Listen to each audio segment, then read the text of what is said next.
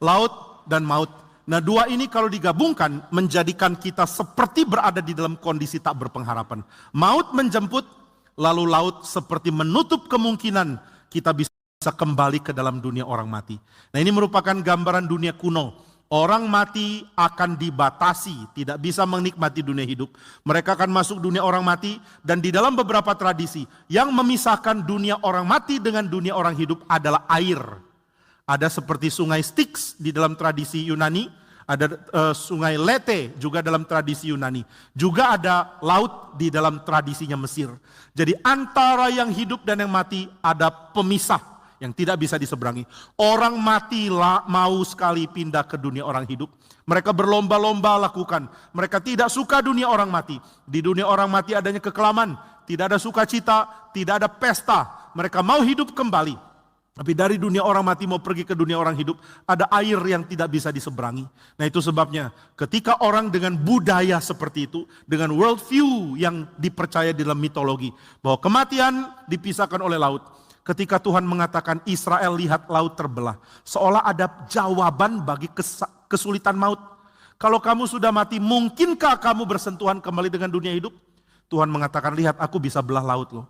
Aku bisa buat jalan dari dunia orang mati ke dalam dunia orang hidup, bahkan ke dunia hidup yang sempurna. Bukan seperti yang di sini. Kalau begitu Tuhanlah yang membuat jembatan, yang membuat jalan dari maut kepada hidup. Inilah musuh yang Tuhan mau taklukkan. Tuhan taklukkan Mesir dengan mudah, tapi untuk membuat manusia menjadi bagian dari dia, dia harus menghancurkan kekerasan hati kita. Kekerasan hati yang lebih pilih laut, lebih pilih maut daripada hidup. Kita lebih suka status quo. Hidup di dalam dosa, hidup di dalam kecemaran, hidup di dalam hawa nafsu. Kita tidak suka Tuhan, maka kita maunya diam di tempat kita. Meskipun nanti ada maut, meskipun nanti ada pemisahan dengan dunia orang hidup, saya tetap mau jalankan hidup saya sekarang. Inilah kita bodoh sekali. Dan kekerasan hati kita adalah musuh yang sulit sekali ditaklukkan. Jadi selain maut dan juga laut, ada hati manusia. Israel dibebaskan dari maut, Israel dibebaskan dari laut, tapi hati mereka yang keras bikin mereka binasa di padang gurun. Kalau begitu bagaimana mengubah hati? Bagaimana memberi hati yang baru? Musa mengatakan yang membuat hatimu jadi milik Tuhan adalah firman yang ditempatkan dekat dengan hatimu. Dan di dalam kitab Yeremia, Tuhan mengatakan, akulah yang bisa menciptakan hati yang baru di dalam dirimu. Bagaimana Tuhan menciptakan hati yang baru?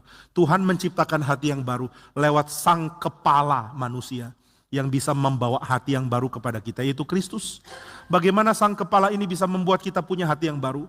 Dengan dia sendiri menjalani ketaatan hingga masuk ke dalam maut dan diterlan oleh laut.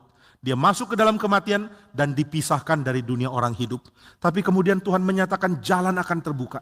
Kristus bangkit, setiap orang yang beriman kepada dia akhirnya bisa punya hati yang baru.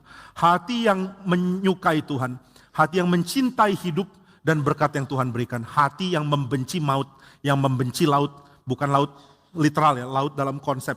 Yang membenci kuasa jahat, yang membenci dosa, yang membenci kecemaran. Inilah hati yang baru yang Tuhan ciptakan kepada kita lewat Kristus. Maka di hari Jumat Agung kita mengingat Kristus mati untuk menunjukkan jalan dari maut ke dunia orang hidup. Bahkan kehidupan yang berlimpah karena ada Tuhan. Itu Tuhan akan buka. Bagaimana Tuhan buka? Melalui Kristus yang rela menebus. Kristus yang rela menjalankan hidup sesuai dengan yang Tuhan mau. Maka saudara, mari kita yang sudah beriman kepada Kristus sadar akan hal ini. Jalan yang membuat laut terbelah, membuat kita luput dari maut. Meskipun suatu saat kita akan mati, tetapi kebangkitan akan menjadi milik kita oleh karena Kristus. Sehingga saudara tidak akan selamanya dikurung di dalam maut, karena jalan kebangkitan sudah terbuka. Sama seperti Israel mustahil dikurung di Mesir, mereka akan lewat jalan laut yang terbelah. Demikian kita akan dibangkitkan, dan kita akan menemukan hidup bersama dengan Tuhan.